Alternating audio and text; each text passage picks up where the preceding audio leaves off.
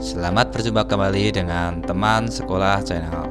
Kali ini kita akan membahas ekonomi kreatif yang menjadi pilar ekonomi negara saat ini.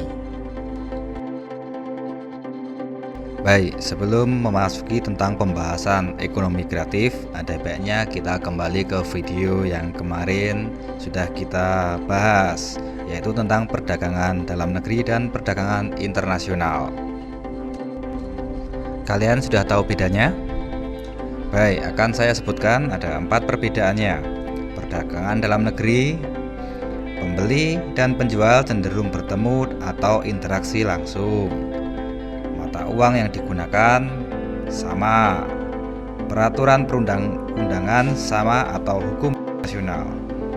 Kegiatan dilakukan dalam wilayah suatu negara. Untuk perdagangan internasional adalah pembeli dan penjual tidak berinteraksi langsung. Mata uang yang digunakan berbeda sehingga menggunakan devisa. Peraturan perundang-undangan berbeda atau hukum internasional. Yang terakhir adalah kegiatan dilakukan dalam wilayah antar negara. Baik, sekarang kita memasuki konsep ekonomi kreatif. Ekonomi kreatif saat ini menjadi pilar ekonomi negara. Pengembangan ekonomi kreatif dilakukan oleh negara dengan cara memfasilitasi para pengusaha. Apakah yang dimaksud ekonomi kreatif? Menurut Hawkins, adalah kegiatan ekonomi dalam masyarakat yang menghabiskan sebagian besar waktunya untuk menghasilkan ide, tidak hanya melakukan hal-hal yang rutin dan berulang. Jadi inti dari ekonomi kreatif adalah gagasan atau ide. Kreativitas merupakan kemampuan seseorang dalam menghasilkan suatu hal yang baru, baik berupa gagasan maupun karya nyata yang relatif berbeda dengan yang ada sebelumnya. Pengusaha-pengusaha di Indonesia saat ini melihat peluang di dunia kreatif. Industri kreatif diharapkan dapat meningkatkan nilai daya saing.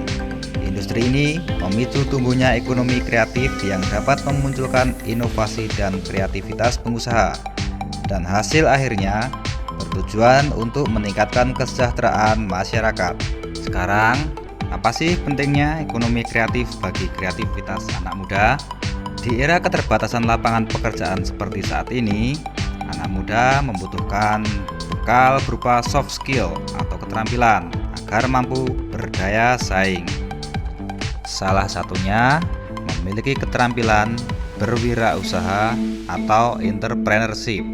Ekonomi kreatif adalah sebuah konsep di era ekonomi baru yang mengintensifkan informasi kreativitas dengan mengandalkan ide dan pengetahuan dari sumber daya manusia sebagai faktor produksi yang utama.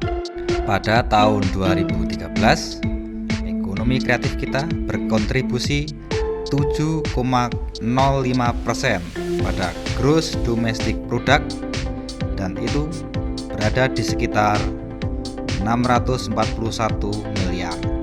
Dari sini kita bisa lihat bahwa industri ekonomi kreatif dapat membantu perekonomian negara. Lalu, bagaimana membuat industri kreatif ini tetap berjalan dan bahkan bisa berkontribusi lebih besar lagi terhadap perekonomian?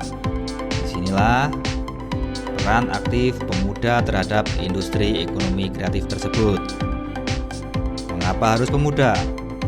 Karena pemuda di mana pemikiran atau ide mereka biasanya fresh, baru, inovatif. Karena kita di sini berbicara tentang kreativitas yang mana sangat identik dengan kaum muda. Jika dibayangkan, bila pemuda Indonesia setengahnya atau 3/4 terjun ke industri kreatif, membuat sebuah inovasi dengan ide-ide fresh mereka, bisa dibayangkan berapa banyak pengangguran yang terselamatkan. Terdapat 4 prinsip yang diperlukan dalam pengembangan ekonomi kreatif di Indonesia. Antara lain, pertama, penguasaan ilmu pengetahuan dan teknologi.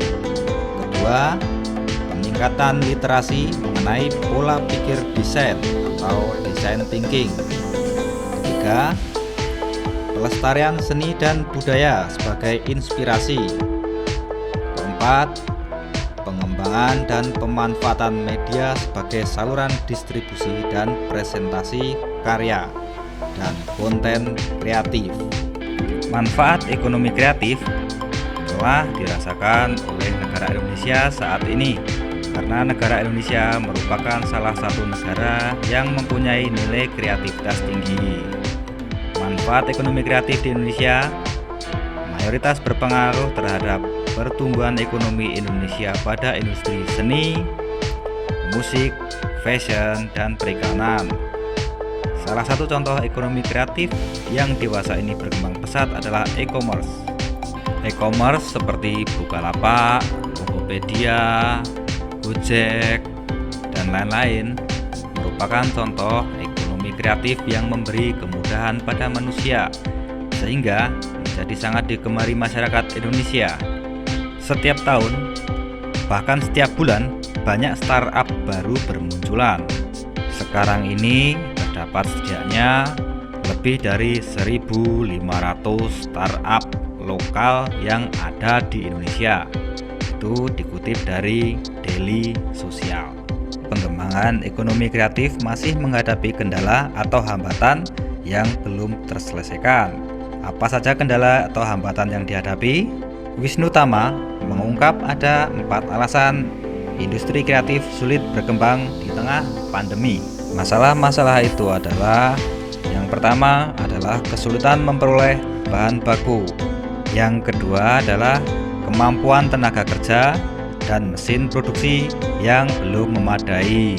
Yang ketiga, kesadaran UMKM akan pengembangan penelitian atau research and development masih rendah. Dan yang terakhir, regulasi untuk ekspor dianggap masih sulit. Dari pembahasan di atas, mungkin kalian bisa menganalisa bagaimana seharusnya anak muda menangani industri kreatif, apa saja hambatannya, apa saja nilai positifnya, atau mungkin kalian punya ide-ide baru. Silahkan tulis di kolom komentar. Demikian tadi pembahasan tentang industri ekonomi kreatif. Jangan lupa subscribe agar tidak ketinggalan pelajaran. Terus belajar, semangat jangan pudar.